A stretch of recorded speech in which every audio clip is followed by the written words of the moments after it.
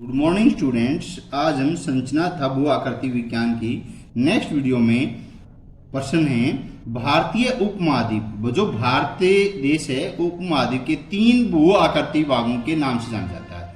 यानी भारत को 3 भागों में इसने बांटा हुआ है। 3 भाग कौन से हैं? हिमालय जो पर्वत है का उससे संबंध पर्वत श्रृंखलाएं, चाहे हिमालय बाह्य, हिमालय मध्य, हिमालय बाह्य, हिमालय और शिवालिक की पहाड़ी हिमालय में है, जो यहाँ से और पूर्व से पश्चिम तक की लंबाई कितनी है? 2400 किलोमीटर है। और यहाँ जो एरिया जो पश्चिम साइड में एरिया है यहाँ पर 400 या 500 किलोमीटर का है, और उधर एरिया कितना इसका 100 या 150 के आसपास है।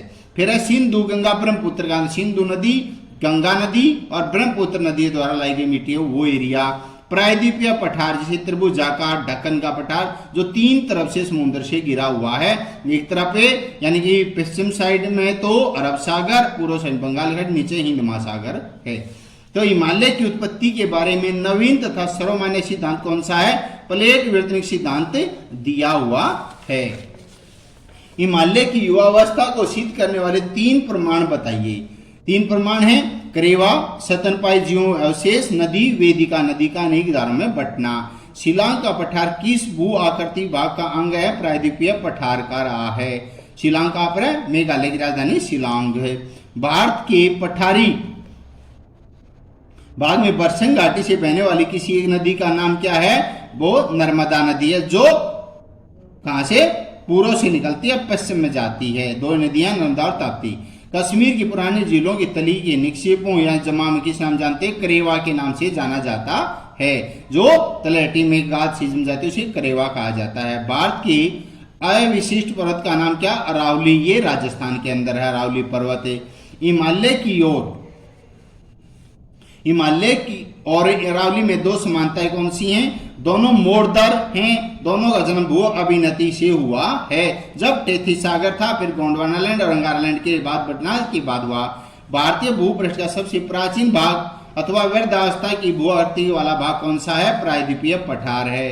भारत का कौन सा भूभाग कर्मिक अपर्दन चक्र के कारण घिसकर जीर्णावस्था में पहुंच चुका है? प्रायद्वीपीय पठार। उत्खट क्या होता है? पृथ्वी पर ऊपर उठा प्रखर जो पठार के रूप में वर्षों बीच में से उभरा उठा उसे उत्खंड कहा जाता है। प्रायद्वीपीय पठारों का जन्म किस युग में हुआ था? पूर्व कैम्ब्रियन युग में हुआ था, लगभग 460 करोड़ वर्ष पहले। यानी पूर्व कैम्ब्रियन युग 60 करोड़ वर्ष यानी 400 के आसपास था। 60 करोड़ वर्ष पूर्व कैम्ब्रियन युग माना गया था। तो नूतन युग की शुरुआत कब हुई थी? अब से 7 करोड़ वर्ष पहले हुई थी। अरावली पर्वत श्रेणी का जन्म कब हुआ? विंध्य महाकाल पैलोजाइक में 40 करोड़ साल पहले हुआ था अरावली पर्वत का जन्म राजस्थान में। पठार के भूस्थलों के उत्थान के 2 प्रमाण दीजिए। दक्षिण भारत की जीर्ण एवं व्यर्थ स्थलाकृतियों को युवा लक्षणों के प्रादुर्भाव के 2 उदाहरण दीजिए।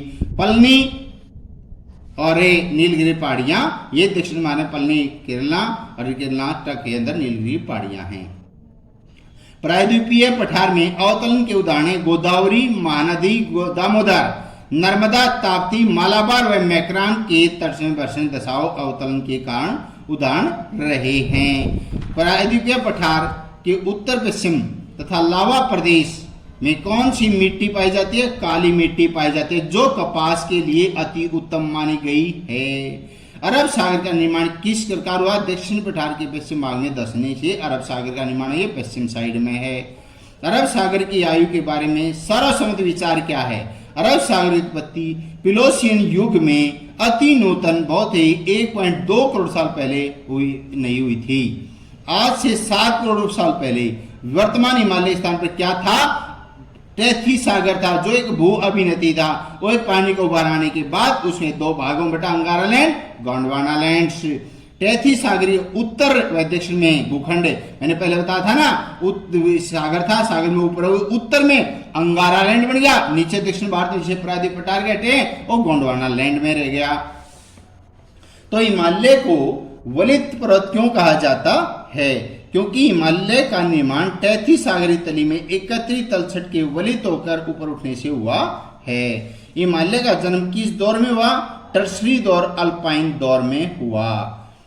समस्त भूपटल किन 6 मुख्य अथवा प्राचीन प्लेटों में बटा हुआ है। प्रशांतीय प्लेट, यूरेशियाई प्लेट, अमेरिकी प्लेट, भारतीय प्लेट, अफ्रीकी प्लेट, अंटार्कटिका प्लेट, इतनी सतहों में भारतीय पूरे संसार की भूपटल भूमि को बांटा हुआ है। प्लेट विवर्तनिक सिद्धांत के अनुसार हिमालय का जन्म किस प्रकार हुआ? भारतीय प्लेट की उत्तर दिशा में सरकने यानी ऊंचाई होने के बाद पानी घट गया, जमीन बढ़ गई है, तो यूरेशिया प्लेट के नीचे से धक्का देने से हुआ है। भारत के उत्तरी मैदान का विस्तार कहां से कहां तक है?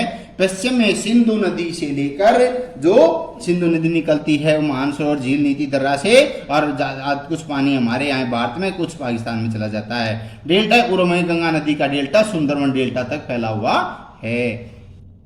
कैसे प्रमाणित होता है कि सिंधु, गंगा और ब्रह्मपुत्र मैदान आज भी निर्माण की प्रक्रिया में नई नई परत बनती रहती है सुंदरवन डेल्टा नियंत्रण बढ़ने से, यानी कि उस पानी में या पर्दन, अपक्षय, निक्षेपण विभाग जगह जमती रहती है और बहती रहती है। भू अवनति से आपका क्या अभिप्राय है? जल के उथले लंबे भाग जिसमें तलछट का जमा होता है। द्रोणी घाटी क्या है? वर्षण के उपरांत धरती के दसाव या निकटवर्ती खंडों के उत्थान से बनी नदी घाटी। भारत के 5 भौतिक भाग है भाई, 5 भागों में भारत को फिर बांट दिया। पहले तीनों में बांटा था, सिंधु गंगा का मैदान, हिमालय और प्रायद्वीप पठार में बांटा था। अब हिमालय पर्वत बांट दिया, सिंधु गंगा ब्रह्मपुत्र का मैदान, प्रायद्वीप पठार, तटीय मैदान और द्वीपों में भी बांट दिया गया है। हिमालय की 3 समांतर श्रेणियां, भरत हिमालय, लघु हिमालय, बलय हिमालय कहा जाता है। हिमालय का सर्वमान्य विस्तार किन 2 नदियों के बीच है? सिंधु तथा ब्रह्मपुत्र के बीच में है। पूर्व पश्चिम दिशा में हिमालय लंबाई मैंने पहले बताया था 2400 किलोमीटर है। हिमालय पर्वत समूह के 4 तरंगित मैदान के नाम और उनकी स्थिति है: अक्साई चीन, दिबसांग, लिजतियान लद्दाख, देवसाई परगना पर्वत के दक्षिण पूर्व में कश्मीर है। 8000 मीटर से ऊंची चोटी, हिमालय की 4 चोटी जो 8000 मीटर से भी ऊंची हैं, वे एवरेस्ट, जो नेपाल के अंदर एवरेस्ट है, माउंट एवरेस्ट जिसे कहते हैं, जिसकी ऊंचाई 8848 सबसे ऊंची है। कंचनजंगा है, ठीक है, मकालू है, धौलागिरी है, ये सभी हिमालय पर्वत की चोटियां रही हैं। भारत की सबसे ऊंची चोटी का नाम स्थिति K2 यानी कि K 2 बार करा और कोरम के पर्वत श्रेणी है। बाबर प्रदेश की चौड़ाई है 8 से 16 किलोमीटर की। तराई पट्टी की इतनी चौड़ी है 15 से 30 किलोमीटर की।